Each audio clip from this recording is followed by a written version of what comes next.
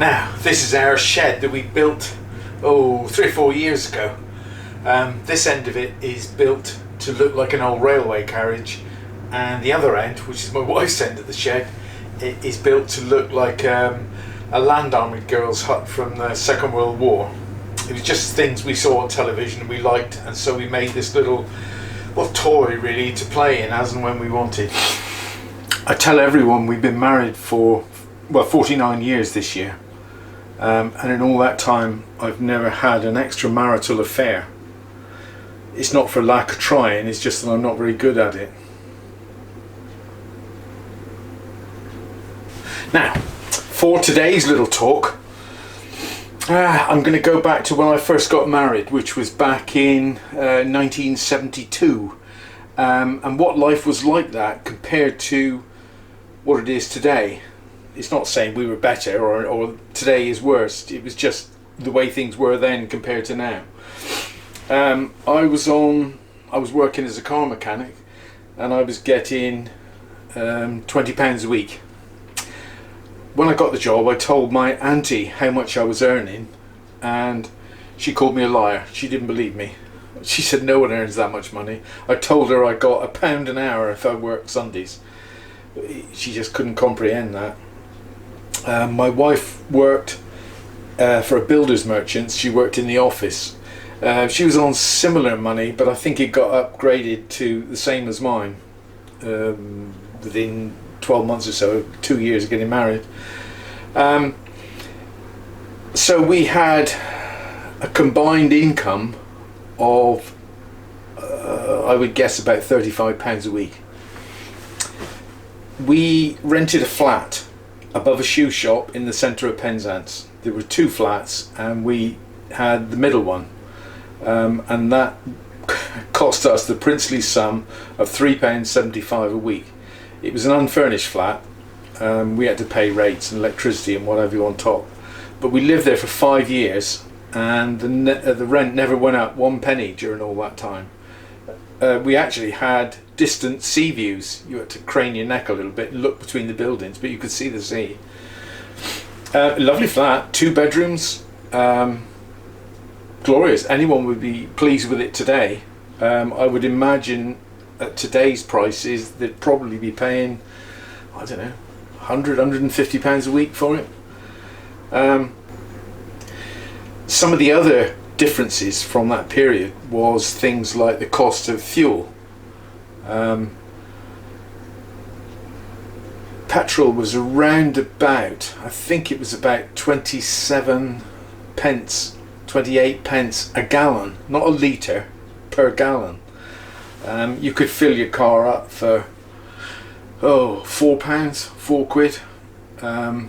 We had a Mark II Jag for a while, and we filled it up one day and it took £5 worth of petrol, and we went to North Cornwall and back. It was quite thirsty. We went to North Cornwall and back, and used the whole lot up, and couldn't believe how decadent we'd been using at £5 worth of petrol in one day. And the other thing, of course, with the petrol back in those days, you drove into a garage and a petrol pump attendant put the fuel in for you. It was wonderful. You just said 5 gallons please, and they put in 5 gallons, and you went off and paid for it. There's none of this DIY stuff like today. You stand there in the rain, shoving the pump into the tank. There was other things like double-decker buses had conductors, so any elderly people getting on and off, the conductors would give them a hand with their shopping and what have you. Railway stations had porters that were only too keen to help passengers with their luggage get on and off the trains and carry it up and down. These were some of the differences between 1972 and 2021. By the way, if you can hear any extra funny noises, it's because this shed is built right beside a river, which is only about 15 feet away, and it's flowing quite high at the moment, so it's making a bit of noise. We've had rather a lot of rain this year.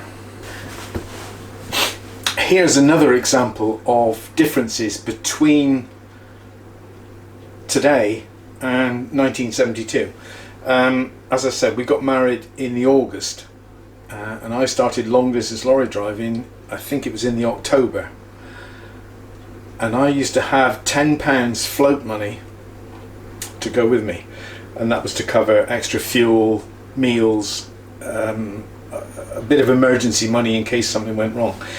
Now, back in those days I used to smoke, so I used to go up to the local garage where we had an account, and I'd fill the lorry up on account, and then out of this £10 I would buy a packet of fags, a packet of Embassy, a bottle of Coca-Cola and a Mars bar or something to take with me for the trip, because I would be gone for like a day and a half, and these were just snacks and things to go with me. I would then set, because I was mostly running towards London, to and fro from London, so my first stop would be at Exeter, which would be early hours of the morning, about 1 o'clock in the morning, and I used to go in and have, I don't know, a bacon sandwich or something like that, maybe egg and chips, anything just to keep me going. Then I would be getting the markets into London, Borough, Spitalfields, Covent Garden, what have you, and I would unload and be finished at about 5-6 o'clock. I'd then have a full English fried breakfast. Then I'd go to sleep in the cab of the lorry for a few hours on the floor or on the steering wheel, and then I would go and pick up my return load to come home, and I would stop at Yeovilton. There was a transport cafe at Yeovilton, and they used to do a mixed grill, and it was just about everything you could fry on a plate, and I think it cost about 60p. So I used to have one of those, and then I would drive off home, and I was doing that trip, that identical trip, 3 times a week, and I'd done that for nearly 2 years. While I was in Yeovilton having my mixed grill, I would then go out and put 10 gallons of diesel in the lorry, and when I came home I would hand in £2 change from that £10 note.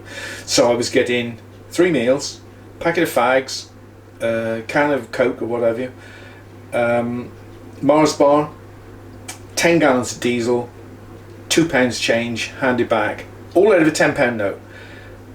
And I think I used to fiddle something like 50p for myself every trip. So, but God knows what it would cost today. I think the fuel alone would be 10 gallons would be 55 or 60 pounds. So that's just a little comparison of life in 1972 compared to what it is in 2021. I hope that's of some interest to you. I'm not sure. I hope you like my little shed. It's a little humdinger. Here we are. This is the full view of my end of the shed. Meant to look like a railway carriage. I'm not sure if I succeeded or not. This is the other end where she sits doing her jigsaw puzzles. I forgot where I was going now.